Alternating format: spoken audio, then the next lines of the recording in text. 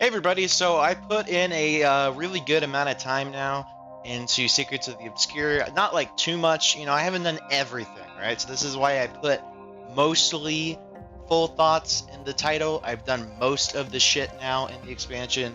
However, I haven't done all of it, okay? I'm gonna fully admit, haven't done the strike missions, but as far as I know, those are literally just the story missions, same as in the Dragons, but just repurposed. So I've kind of done them, I would say I probably about, based on the strike mission I saw of like the last one, the series guy or whatever, I'd probably say about 70 to 80% I've done it. Because putting in those 20% for mechanics and difficulty, I would say I've done it, about 80%.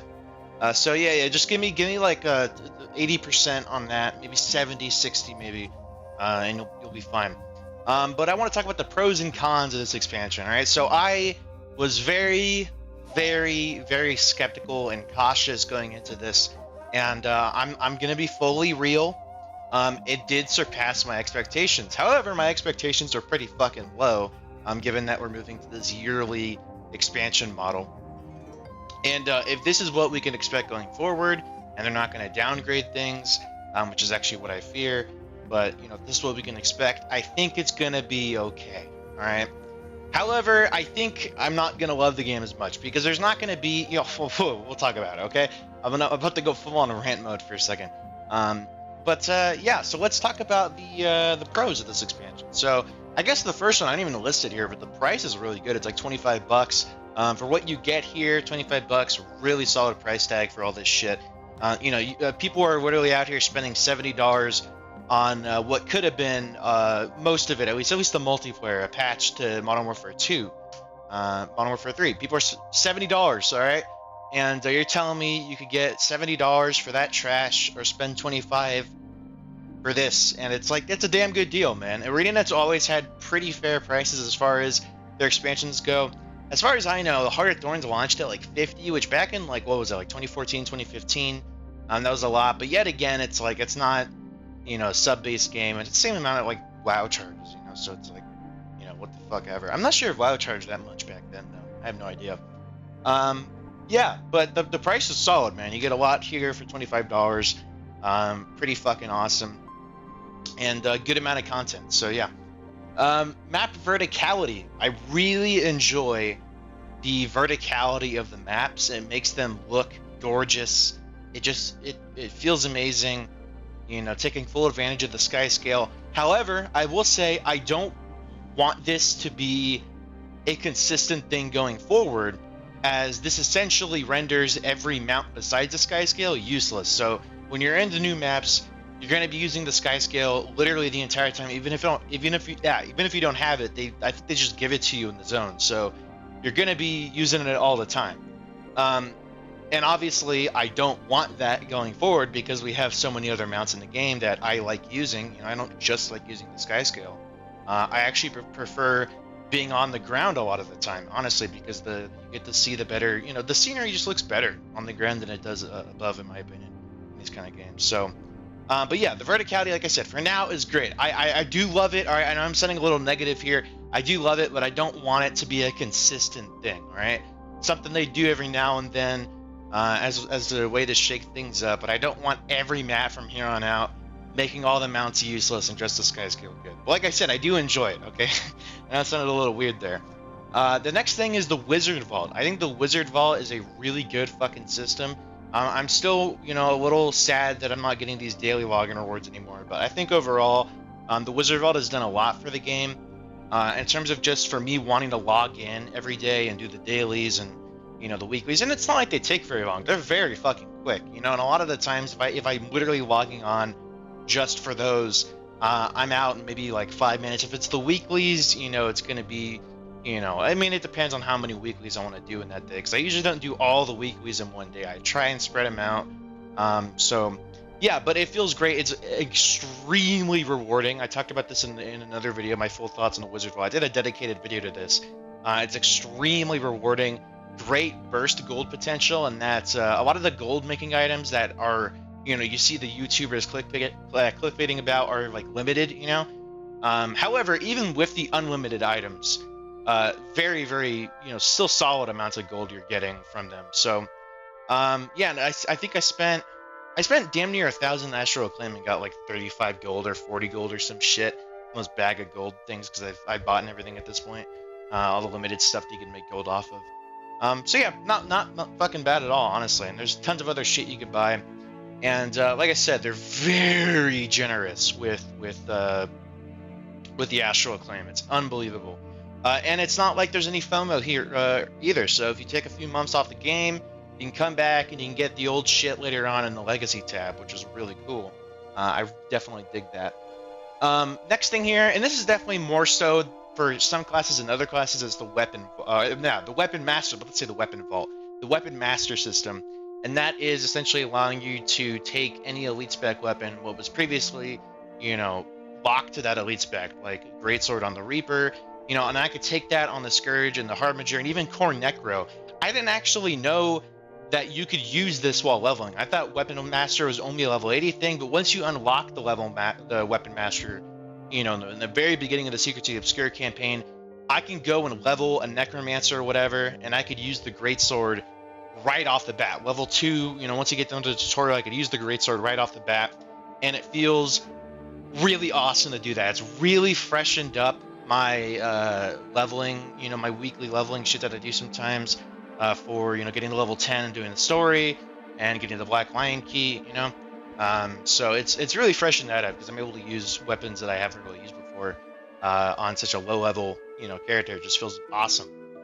So yeah, and like I said, for some classes this is much better than others. As a Ranger main, an Untamed main to be specific, a Power Untamed main, it's not very impactful for me just from that perspective because Staff is kind of okay. It's a healer kind of weapon, though, and I don't really like that. Dagger is very Condi focused, and I don't enjoy Condi Ranger at all. I just don't enjoy the Condi weapons on Ranger. So yeah, I'm fucked in that position. There's really nothing new for me to use when it comes to Untamed. This is a huge fucking issue, by the way. Like, and that some classes have it way better than others, I don't know. Is there other classes I mean, Necromancer's a popular one because Pistol is really good on Scourge. But yet again, I don't really enjoy any of it, man. Like, you have the Torch, which, I mean, it's an offhand. I don't really care about offhands, honestly. The Pistol is pretty cool, but that's Condi base, and I like Power Reaper, right? And I was like, maybe Power Harbinger will be good when it comes out. And unfortunately, that's just kind of although I haven't played around with it too much. Elementalist, really solid ones there. Sword Tempest has been really fucking fun to play around with. But Engineer is the big one for me. Engineer is the main one because all of the weapons on there are really fucking fun. So yeah, it's awesome. And yeah, next thing, the build variety is crazy right now because of the power creep. So the power creep itself is not a good thing, right? But I think the build variety that's came out of it is fucking crazy. I've seen people run everything. I mean, basically, the vast majority of builds, in terms of just power Condi this, power Condi that, like that kind of thing.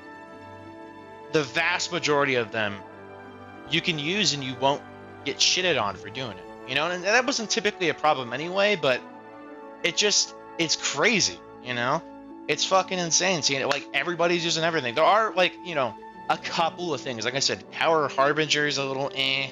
I would assume, like, the I don't know. I mean, what would be like that kind of thing, Or just like, I don't know if that's really gonna be that good. Oh, Power Druid, obviously. I don't even think that's a thing. I don't know if anyone's really used Power Druid, but obviously, I don't really think that's gonna work very well. But shit like that. There's a couple of those outlying kind of cases where they're not really that useful. But for the most part, it's pretty awesome right now seeing the build variety. It's pretty fucking cool. And the last thing here, which I feel like is gonna be in most people's cons, but for me it's actually a pro, is the new Rift event. I think they're really fun and cool. Now, I think the problem is a lot of people are rushing and grinding the fuck out of these, doing these tens of rifts in one sitting. I don't like doing that with anything. You put me on a meta event and you have me do metas back to back to back to back to back to back to back, not gonna enjoy it. Strike missions back to back to back to back, I don't enjoy it. Like I don't like doing the same fucking thing over and over and over and over and over and over. But doing it a few times, hey man, sign me the fuck up. I'm totally down for that. And yeah, that's, to me, when I treat it like that, like I do literally everything else in video games, I enjoy rifts. They're very simple, very primitive. You just go there, you open the portal, kill the enemies, and then summon the boss, kill the boss, and you're good. All right, and that's it. That's all there is to it. But for what it is, it's pretty cool. Now, it does feel half-baked. There's no, group kind of focused one right now. There's the tier 3s, but that feels like there's no, like, I don't know. You get what I mean, right? Like, super hard one. It just doesn't really feel like there is that right now. Tier 3s are pretty doable, as basically every open world thing is in the game if you just zerg it. Obviously, there's a couple of exceptions if everyone's just mindless, zombies, if you have, like, Risen playing the game, like, you're to do the Orc Basin thing and they're just completely uncoordinated, right? You'll probably fail it because you have to be somewhat coordinated for that, but, you get what I mean, right? I went a little too specific there. I was like, actually kind of moment, so I'm sorry about that. But yeah, that's pretty much it for the pros, man. That's sad. I would usually have a lot more than this. Cons. Now, this isn't too much of a con for me, right? But it is something that I'm just bothered seeing. Like, I see it, and I'm just bothered looking at it. I'm like, this is fucking bullshit. Like, what is this crap? And that is the world versus world alliances. I'm much more of a PvE guy, right? But in terms of PvP, I actually kind of enjoy world versus world. I haven't played too much of it, but I do enjoy it. I don't know what to say, man. I legit am just sitting here and I don't know what the fuck to say about this. It's unbelievable. Like, it's fucking crazy. I just, like, it's the same shit. I think it's just a repeat of the situation we had before with alliances, as far as I know, where alliances originally, like, were like, they're like, yeah, guys, we're gonna do these alliance thing. Way back in the day, I don't remember what year it was, but then it got abandoned pretty much. Like, they never really talked about it. There wasn't really a lot of updates with it. And the same kind of thing happened again. I remember literally before End of Dragons, or maybe it was right after End of Dragons, or something like that. They announced that alliances were going to come back. They were going to do them again. And how's that going? Nope. I don't know what the hell's going on over there, man. I did hear, like, the guy who was doing it fucking quit. Like, he's gone. So I don't know. Are they gonna do it, or are they just gonna, like, I don't know. It's confusing, man. And I really feel bad for people who love World vs. World and just want to play that. I feel fucking awful for them. I feel awful for people who like PvP and MMOs, because you guys have been so goddamn ignored for a while now because of the fact there's been so much more PvE players playing, and those are the ones you can milk. All right, you can't milk the PvP guys as much as you can with the PvE ones. So, or am I wrong on that? I don't fucking know. Anyway, the next one is the characters. All right, so the characters, I really did not care that much about them. This specific point, you can take with a grain of salt and be like, yeah, this guy's a fucking moron. He wasn't paying full attention to the story, right? Because I wasn't. I was sort of paying half attention. Whenever you go see a Marvel movie or something, you're kind of there and you're sort of watching it, but you're not really like, on the edge of your seat, like, oh God, unless if you're like an Ultra fan, But you get what I mean, right? You're just, it's sort of one of those kind of things where you're sort of just chilling and watching it, like Pirates of the Caribbean or like a blockbuster, Transformers or something.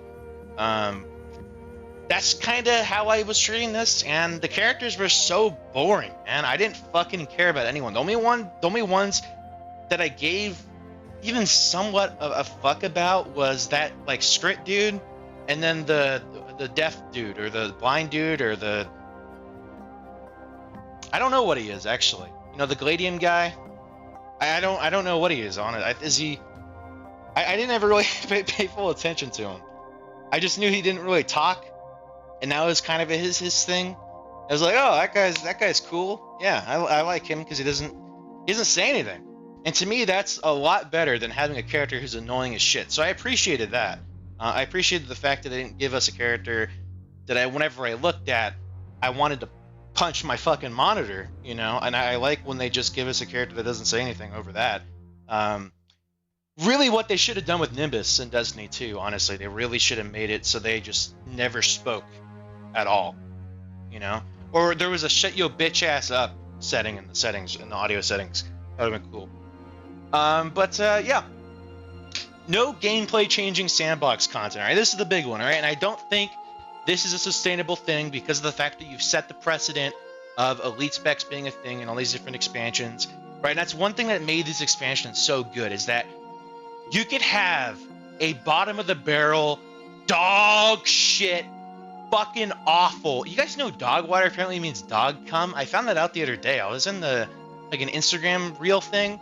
I saw it in our comment section because this teacher said something about like dog water, and some people in the comment section were like, you know that means dog cum, you sick fuck. You're talking. Wait, no, what am I talking about? Sorry, Jesus, my Adderall's wearing off, I think. Yeah, there's just, you know, no real big tit fucking content here, and you know, that'll be fine for now. You know, I'm sure everyone is like, yeah, it's fine. But in another 2 or 3 years, I don't know about that one, buddy. I don't know if you guys are going to be saying the same thing in another 2 or 3 expansions. I really don't. I mean, I look at, you know, like Elder Scrolls Online, and see they're doing a similar kind of thing where it's like, and we're going to kind of do new sandbox shit, and every now and then we'll throw you a bone. But that's sort of what they're doing, honestly. That's kind of what Guild Wars is doing. And it just, I'm looking at it, and I'm just, people are tired of, like, there's nothing new in those things. It's the same shit. That's what I'm worried about, man, is that these are going to be really formulaic and just the same shit. Because that's what you get with yearly expansions. Every game that I played that has a yearly expansion model, it's this content factory bullshit where they're trying to get people retained. I don't think it's ever going to be as bad as that with Guild Wars. But I do feel like we might feel some of that kind of thing, you know? But I don't know. We'll see, man. We'll see. Maybe I'm just getting jaded a bit. Maybe I need to calm my bitch ass down. But yeah, that's the video. In terms of the score, 7? I don't know. I don't really know what I would give it. Maybe 6.5, 7. It's definitely my least favorite out of all the different Guild Wars expansions so far. Yeah. Still solid, though. You know, it's still solid. And, yeah. I'm so depressed.